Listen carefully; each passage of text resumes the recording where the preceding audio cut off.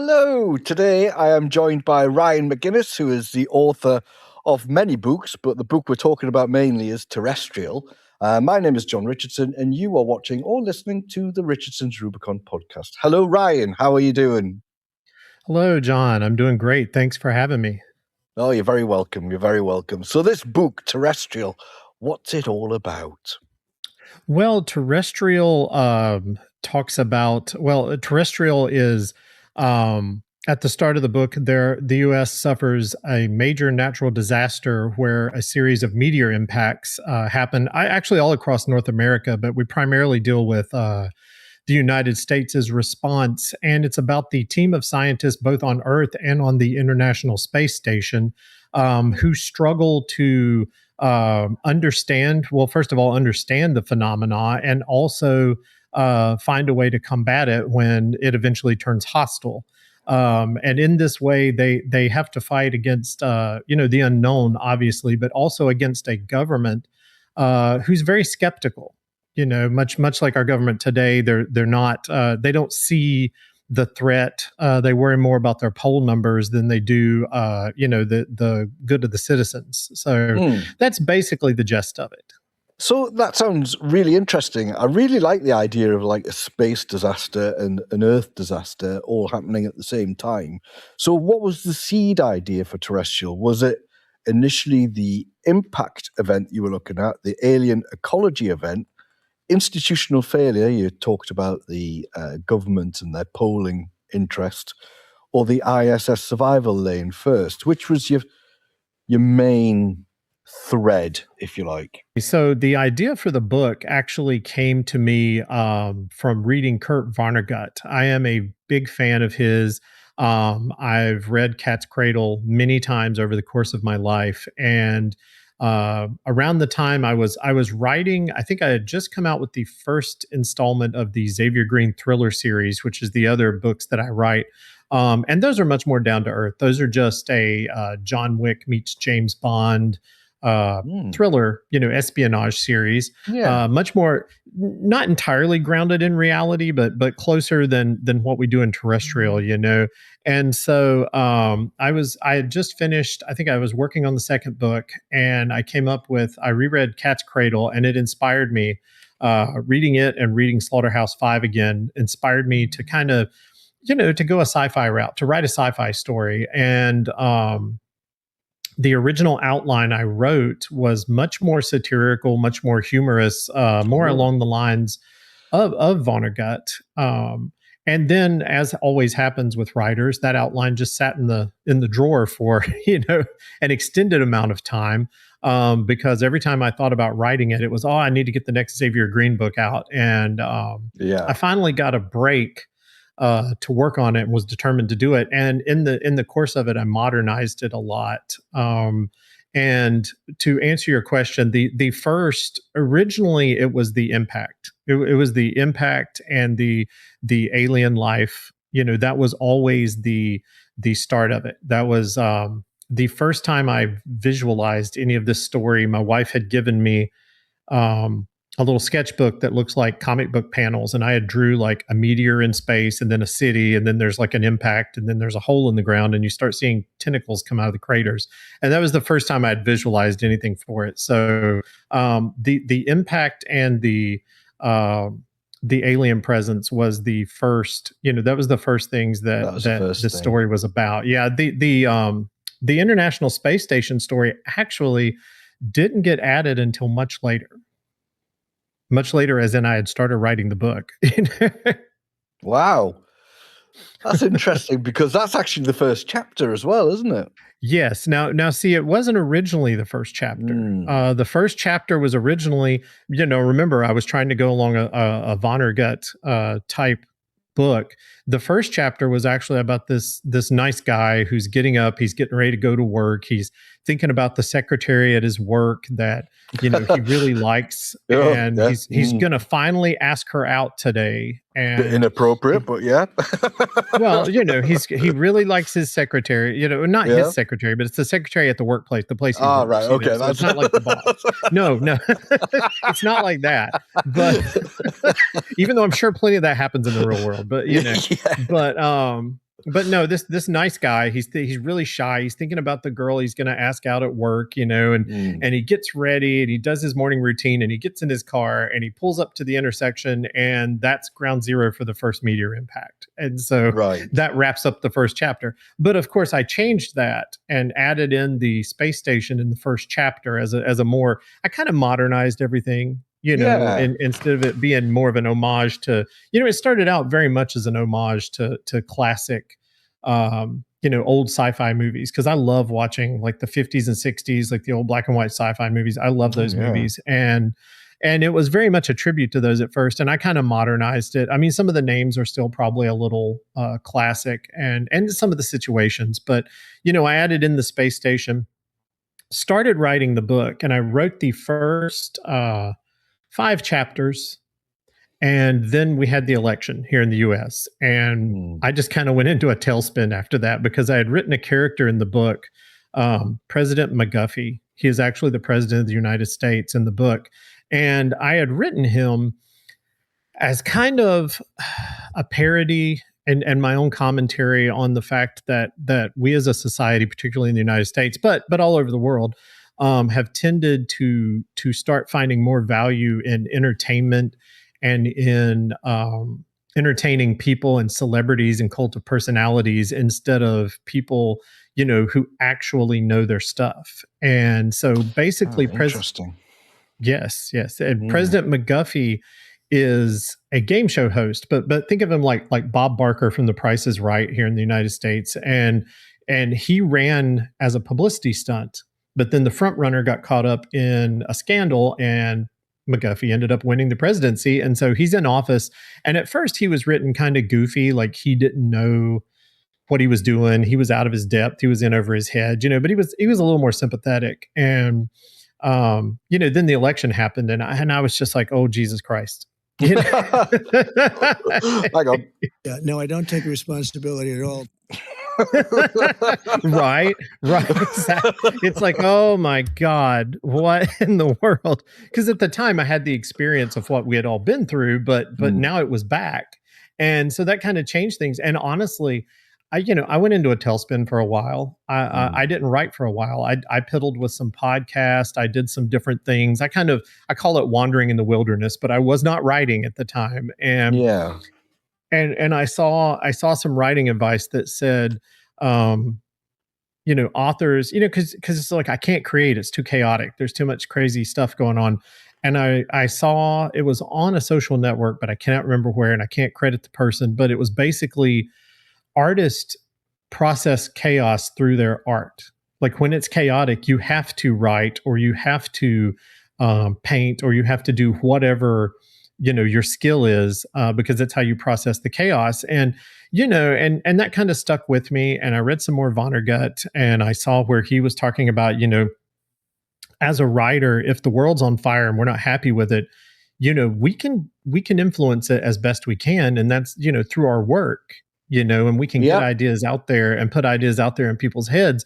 And so those 2 pep talks kind of got me back on the saddle, back on the horse. And I went for it. I modernized the story. I tweaked McGuffey to be more isolationistic, to make him more meaner, a little more ego fed. Just to kind of make a world sort of like our own. And we just kind of, we just kind of went from there. And as I started writing, I thought about. I was really on fire with writing at the time. I was really in love with it. And as a writer, sometimes you write and you're cool and you're doing it because you want to do it. But then there's other times that you really fall in love with what you're writing. And so during one of those moments, I just came up with the idea that I thought there was a lot of stuff that I could do with the International Space Station. And so, and that dynamic and that very fragile environment that they live in up there. And so, so I I'm a plotter, but my plots can change and evolve as I write. And so I added the entire, I sat down one night and wrote the outline for the entire International Space Station story, and then just kind of shuffled that in, into the existing Earthbound story, and then just writing. And there we are. That's really interesting. So when you're running these two parallel threads between Earth and the ISS. How did you decide to cut between them so it was building tension rather than feeling episodic? You know, that was a lot. You don't know how many times I changed chapters around in the book because I can guess. Yeah, you sit there and you look at it and you're writing and you're like, yeah, that flows pretty good. Yeah, I don't know, maybe we should put this here, especially during the climax. During the climax, and also there's like sort of parallel reveals as to what the people are up against. In the story, and you don't want to reveal. You want to reveal them at close to the same time. Although I think that the space station, I think it gets revealed a little quicker than it does on Earth. It's a little more mysterious and drug out on Earth, but it's really just trial and error. You just line them up and you see how it goes. Why was it a bit slower on Earth? Is it because of the political interference in the way that things weren't going to how they should be going, if you know what I mean? Or well, I think it is a little bit that, because I think there is a theme in the book. I've seen people catch a lot of my subtext. There's certain reviewers that really like to pick for subtext in my books, and they've caught some of it, but they haven't caught the fact that I'm basically talking about how the humans, they squabble amongst themselves, they get held back by red tape, the funding gets pulled, blah blah blah. Meanwhile, you have the alien threat, and the alien threat knows exactly what it wants, and it's united, and it's just moving forward. So inexorable. It's just going there. Yeah, it's just plowing through, And by the time the humans get serious about it, they're kind of behind, And they say that in the book. And they're, the one character, Alex Ramirez, she says, we could have been ahead of this. We're behind. We're playing catch up. And that's the case, is because we're very disorganized. And on the space station, there's in the space station, the International Space Station is very unique because you have an international crew. You regularly have astronauts from the United States. You have cosmonauts from Russia. You have Japanese astronauts. You have European Space Agency, and I believe Canada. In this book, it's only Americans, Russians, and the Japanese on the space station. And that happens in real life. It's like the makeup of it just varies. But I think that the other reason it gets revealed faster on the space station is because it's such a claustrophobic atmosphere. Yes. On Earth, it's a lot bigger. The stuff's in the ground. It's growing slower, whereas on the space station, it's there. It's more immediate. Yeah. Right. Yeah. And so I thought it would be fun to play with the fragile state of the space station, as well as the claustrophobia that is built into it. Because I'm a huge fan of the movie John Carpenter's The Thing. That entire movie's in Antarctica, and so you've got the claustrophobia of everybody's just there in that small station, and I wanted to kind of try to tap into that a bit. Tap into that, yeah, that's brilliant. That's thank really you. Good. So we talk a little bit about the ISS, and that's in your first chapter, which is available free, by the way. I need to let people know the first chapter is available free on your website. Isn't that right? Yes. You can read the first chapter for free on my website. Yeah, but buy the book. So somebody out there will read the first chapter and be like, that's enough. Yeah. I've got everything I need from this. Right. Yep. So when the meteors first hit across North America, as you said, what did you want readers to feel first? Did you want them to feel the scale of it, feel the helplessness of it, the confusion, the sense that institutions would cope badly? What was your priority when you were putting that together? I believe scale and confusion, because the way that the impacts are first shown is, of course, like you mentioned in the free first chapter on my website, is from the space station. They first see it, and they're out. I think there's a guy that is, it's his first tour on the space station. God helped him He's for doing that a lot being his of first grinning tour. to his crewmates as he's playing with a wrench or something, isn't he? Yeah, So, he thinks it's great, and God, by the end of that tour, I'm sure he's like, what did I get myself into? But they first see it from there, and it's kind of a detached view. It's I'm just watching a meteor, and then he sees the flash, and he's like, wait, that hit the surface, and then there's more flashes, and so it's kind of a detached view, and then you get the ground's eye view in the second chapter because we're introduced to Simon Stillwell, who is the lead scientist. He is coming off of a divorce. He's had a rough time of it, but he's ready to go back to work. I mean, I don't know that he was ready to go back to work, but it was one of those things that we've probably all been there where you go through something bad and you're like, okay, I just need something to take my mind off of it. I'm just going to put my mind back into my work. But the second chapter basically starts with him getting a phone call from his friend who works in another agency, and he's like, why aren't you getting ready for work yet? And he's like, oh, I overslept. And he's like, turn on the TV. And so we're first introduced to the human side of the impacts from our main character. Like, he turns on the TV and there's just chaos. And there's just, as he flips the channels, there's just channel after channel of, destruction, newscasters trying to keep up with the news. Of course, there's like a channel where there's a conspiracy theory guy talking about it's all just a smokescreen for the Russian attack, or whatever. Responsibility. Exactly. There it is again. But and so there's a lot of that, and that's how it's introduced, is confusion, and but I don't dwell on the initial impacts very long. Like, it's addressed, but I'm more try to show things from the ground.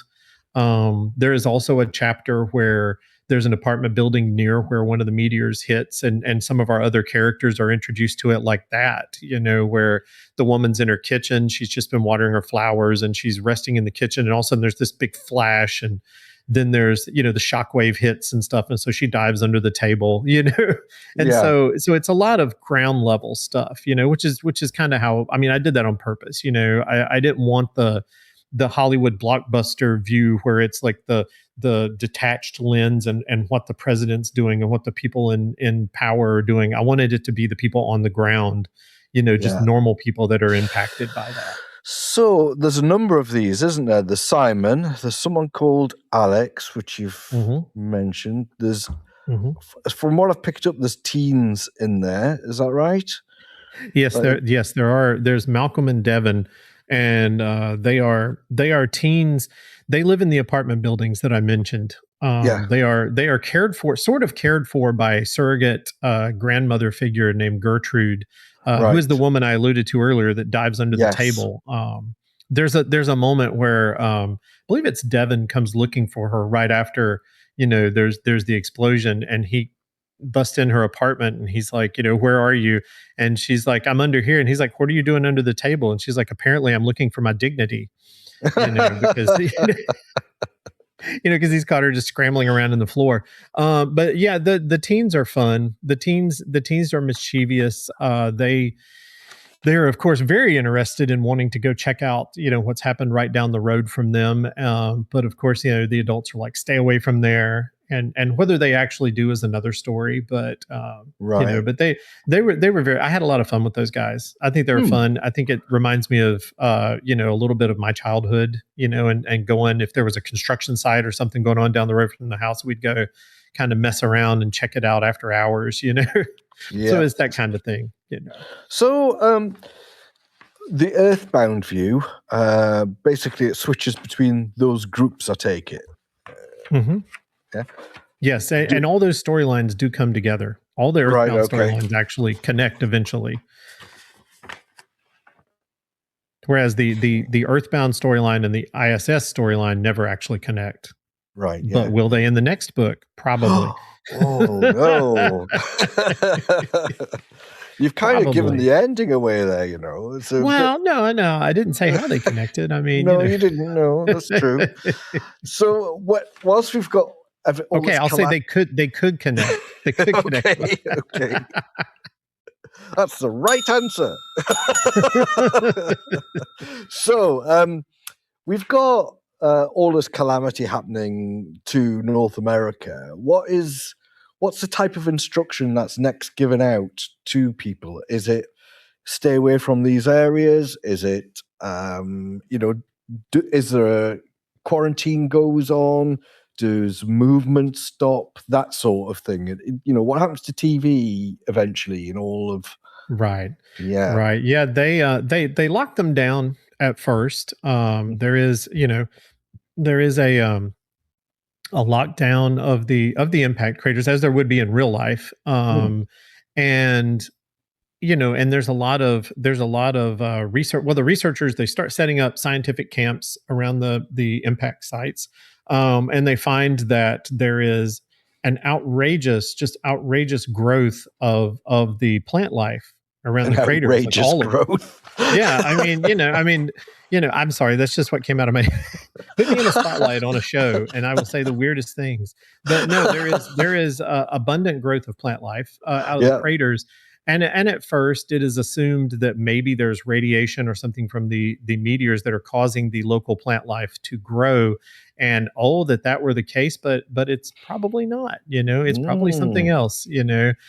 Things get mysterious. But I think Simon gets put out there and they start experiencing some of these phenomenon before he can even get a good team set up. He gets snatched back and called to the White House to give a report to the president. Right. Because the president's looking for good news. Poll numbers are down. Things are rough. He's looking for hope. He's looking for something good. He's looking for hope. Yeah.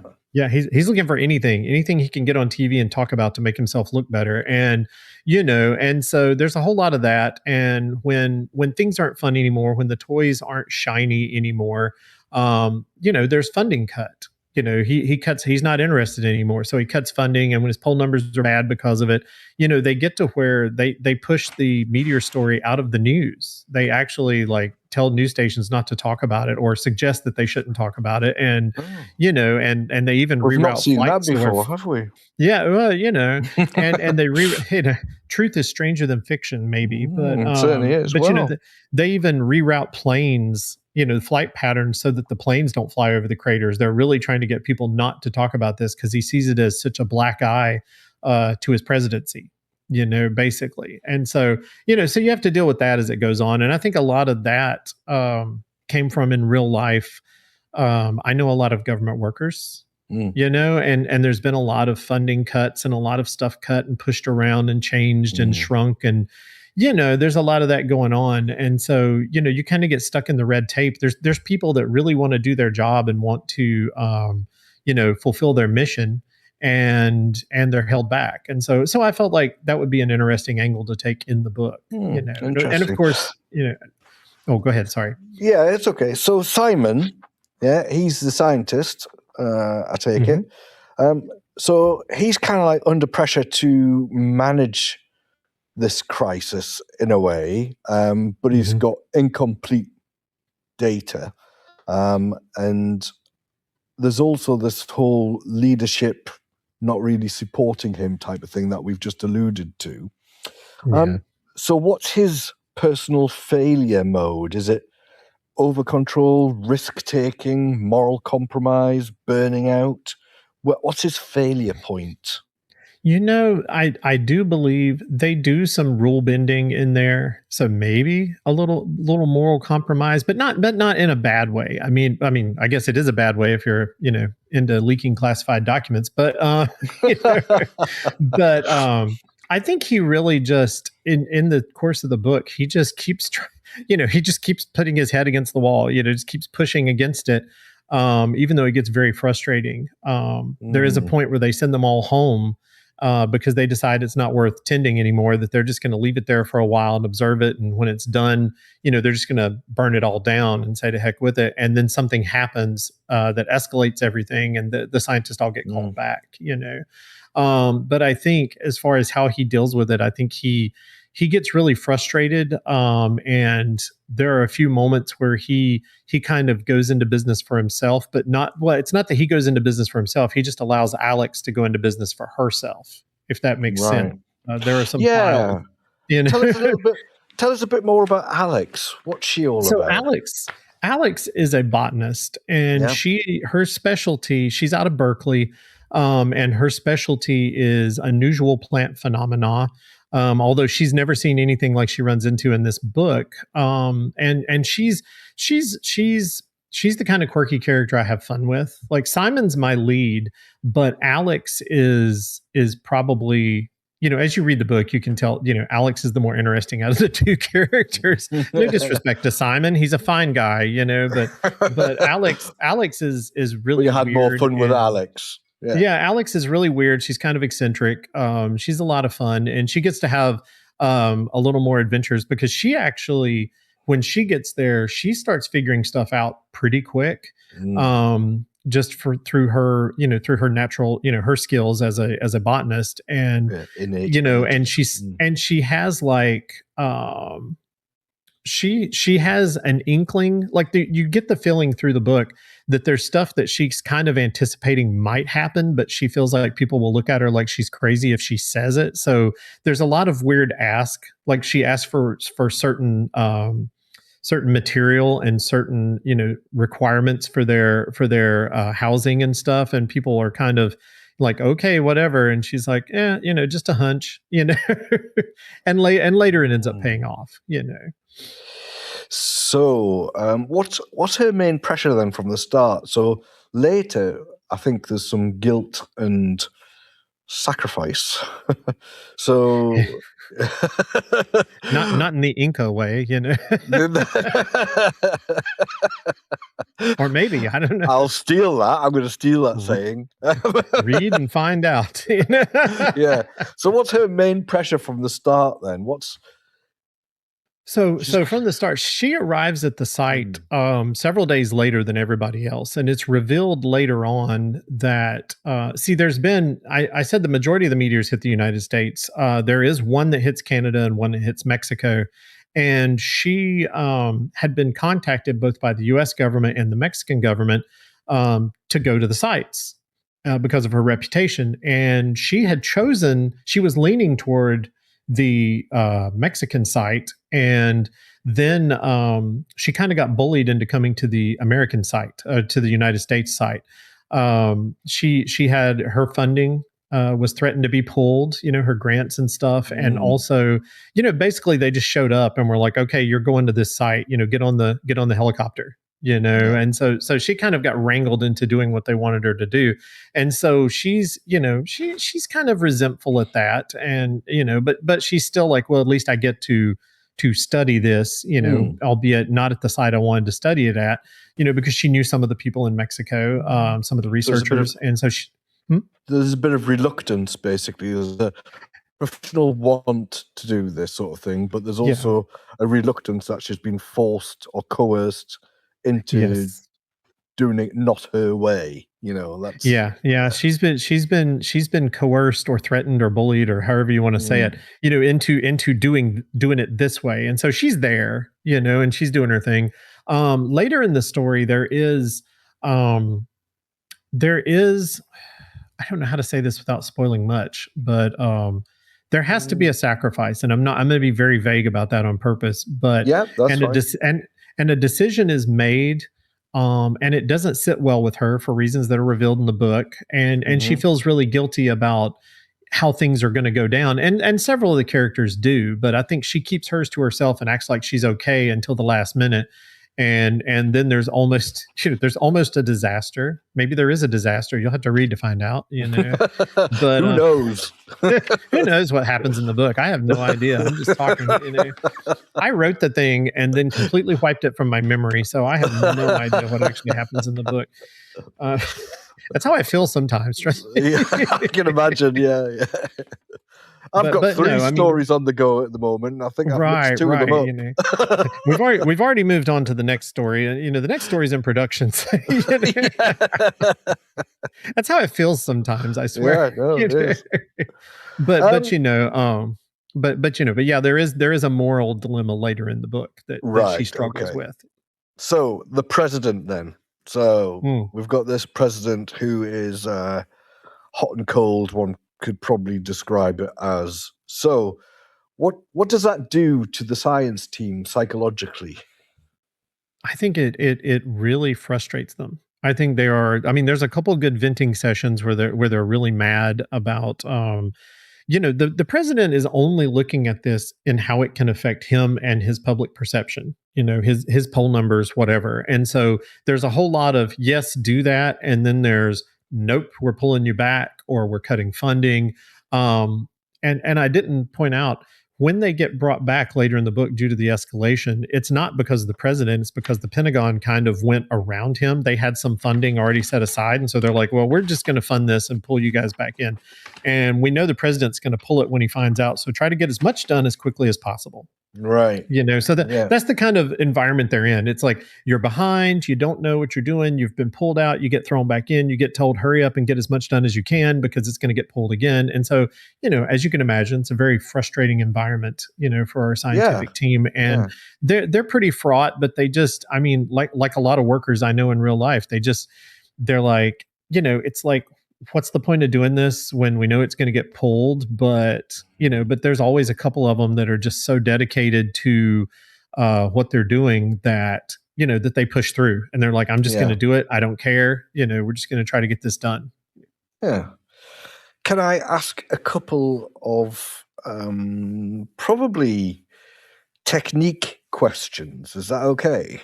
Oh, sure. Yeah. So I may answer, I don't know, but we'll do our best. That's the right answer. So you're actually writing a crisis story, but you've not gone sort of fully top-down epic, approach in terms of world building. But you've also made it feel big at the same time, using points of view, I guess. So how did you do that? I guess I've answered it, but that was easy. Yeah. Amazing. No, I wanted it to be, and it's how I tend to write my stuff. I tend to write from the ground eye level. It's like, I feel like things look bigger when you can get in there with the real people and give the the little guy view of stuff. And I've done this before in the Xavier Green novels, where it's a worldwide threat and there's all this stuff going on, but you don't look at it from the epic point of view. You look at it from the eyes of the people that are in the trenches, and it makes it seem bigger, and and it's that viewpoint. It's because everybody's looking up, instead of looking down at it. And really, it's a whole lot of empathy. I think it's a whole lot of me trying to put my brain into, okay, if I was there and looking at this stuff, how are we going to, how would I react to it? How would a regular person react to it? How would my wife react to it? Actually, that's probably not a good example, but she'd probably just be like, nope, not doing it. Not doing it. Not doing that. She'd take one look and go, nope. And she would just turn around and leave. But it's just really, it's trying to tell the real stories and thinking about people I've seen and stories I've read. I've went back and read about people who have survived disasters and people that were in disasters and how it affected them. And so it's that kind of thing. It's getting in people's heads as much as I can and trying to work out from there. It was the empathy thing. I think that was really there, isn't it? You've got to have a certain degree of empathy to be able to even consider some of these things. Some people might be intellectually capable of doing it, but I think emotionally you've also got to be there as well. I think that's my personal opinion. Yeah, no, I agree. I agree. So, okay, did you kill anyone? What, in real life? Come on now, you're not getting a confession on this show. No, as in, what did you cut something for not? Can you give us an example of something you've cut? Basically, let me think. If this one, I was trying to think if I cut anything from this one, because I added quite a bit, and so I'm trying to think if I did cut anything. There was probably maybe it was a bit at the beginning then with the meteor landing on that. Yeah. Oh yeah, the character. Yeah, the original Vonnegut start, beginning. I cut that and that poor guy, but he wasn't relevant to the rest of the story. He was really just sort of after, it was just a way to get things rolling, like we're going to soft open it, Yeah, soft open by squishing someone. Yeah. I think I cut I think I cut some stuff from the International Space Station, but I also added quite a few things. There's I wanted to have the space station's interesting because a fragment, and it's kind of it's kind of a joke on my part. I mean, I'm very big on light pollution. I hate light pollution and the fact that we can't see the stars like we used to be able to see them, particularly, where I live. And because we have so many little satellites and stuff in orbit. And so one of the meteors actually, because I was trying to think, how can I get the space station involved? And well, the obvious way is to get struck by a meteor. But I'm like, if a full meteor hits the space station, it's just going to tear it apart. So what happened was I had and this is just, I'm a writer, y'all. This is it's a popcorn book. If people are like, this isn't very realistic, I want to be like Harrison Ford and just be like, it's not that kind of movie, kid. An asteroid hits a satellite and explodes, and so a fragment of it hits the space station, which allows the space station to be damaged but not destroyed, and also puts one of the organisms on board the space station. And so I really wanted to play up, first of all, the first thing that happens once communication is restored. The fragment lands in the Russian section of the station. Now, anybody that knows about the International Space Station knows that everybody works together. They're all on the same side, etc. Once the fragment and what turns out to be an organism is found in the Russian section, Roscosmos, who is the boss to the cosmonauts, the agency, they reach out and tell them, lock down your side of the station. That is yours. That is property of Russia. Right. And so that creates a lot of tension. But then the organism, when things escalate, the head astronaut, who is actually a Russian, it's Oleg Kuznetsov. I hate I had to say his last name. I can spell it, but I can't say it. But from Roscosmos, he's actually the elected commander of this mission. And so, with all this divide going on, when things escalate, he decides to ignore ground control, and they're just going to, they're going to have to work together because otherwise this is going to escalate beyond their control. And so I'm sure there's going to be repercussions. Communications get knocked out due to the ongoing conflict. And so they're just kind of on their own and doing their thing. And I'm sure sooner or later there's going to be, a price to pay for those decisions. And as well as, you mentioned in our talks before we did the podcast, the president on Earth tells the scientists not to share any data with their allies. Don't share anything with Mexico or Canada. We want to keep this all for ourselves so that if there's some grand discovery, it's ours and only ours. And the scientists protest because, they want to work together with their allies because we're all stronger together than we are apart. And so, you had asked about geopolitical prices to pay for that. And I would say, I don't, it doesn't happen in this book, but I would predict, in the future, there will be, repercussions.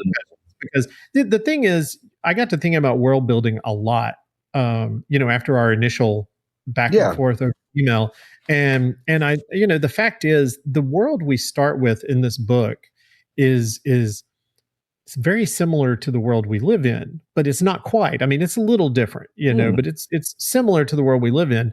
By the end of the book, we are not in the same world, like as far as how things have changed and developed. And so I think it's almost like I start out with a almost our world, and by the end of the book, I've kind of built another world that's going to be the world that's going to be for the second book, So maybe maybe Terrestrial itself built a world as we went, That's very good. Up, for the next chapter. So I've got one last thing for you, Ryan. You'll be very pleased to hear. So there was a reviewer that basically described the book as using a parallel narrative structure, quote unquote, that can feel like it's channeling The Day of the Triffids and the film Life. Right? Yes, while keeping while keeping the focus on human resilience and sacrifices. That's what they've said there. So, just with that in mind, after reading your book, what film would you recommend people watch? And, well, two maybe. Well, so it's really funny. That reviewer, I reached out to him to thank him for that review, and we were talking, and it's really funny because he was talking about the movie Life, and I revealed I've never actually seen that movie. Wow. I have seen Day of the Triffids. I have not read the book, but I've seen the movie Day of the Triffids. I think after reading this book, I would say Day of the Triffids is a good one to reference. I would also say, let me think. I would, well, in a way, War of the Worlds, and nobody's made that connection yet. But there is there's a War of the Worlds connection in there if you look for it. It's just That's kind of you harking back to your 50s, 60s TV, isn't it? Right, exactly. And and John Carpenter's The Thing because of the claustrophobia, like we've already talked about. My book doesn't have as much body horror, but but there are parts. I mean, my wife always gets the first read before the ARC readers or anybody. When I get a somewhat finished version, I will give it to her. And there is a part where she was like, "Whoa, okay, that was something," and that comes from and that comes from somebody who's my other series of books. I mean, the very first book, I think the body count is like 8 bodies after the first chapter. So so for something to happen that my wife's like, "Whoa," it's so something, we have a lot of fun. But I would say Day of the Triffids, War of the Worlds. I can't recommend Life because I haven't seen it, but I've not seen it. According to my reviewer, it hits some of it. And as far as movies, I would say John Carpenter's The Thing, because I will always say John Carpenter's The Thing. Yeah, brilliant. Okay, have you got any final words, Ryan? Final words. I mean, I don't mean them as in, you kaput. Yeah, like you're going to hit a button, it's going to shock me through the podcast. No, I think I've had a really good time today.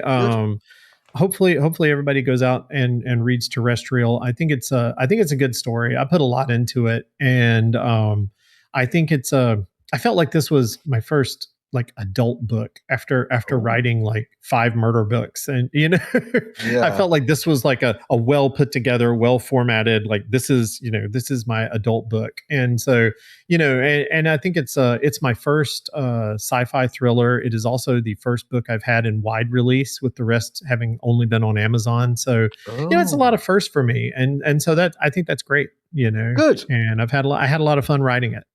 Good. Excellent. Well, that's Ryan McGinnis, everyone. You can visit his website at ryan-mcginnis.com.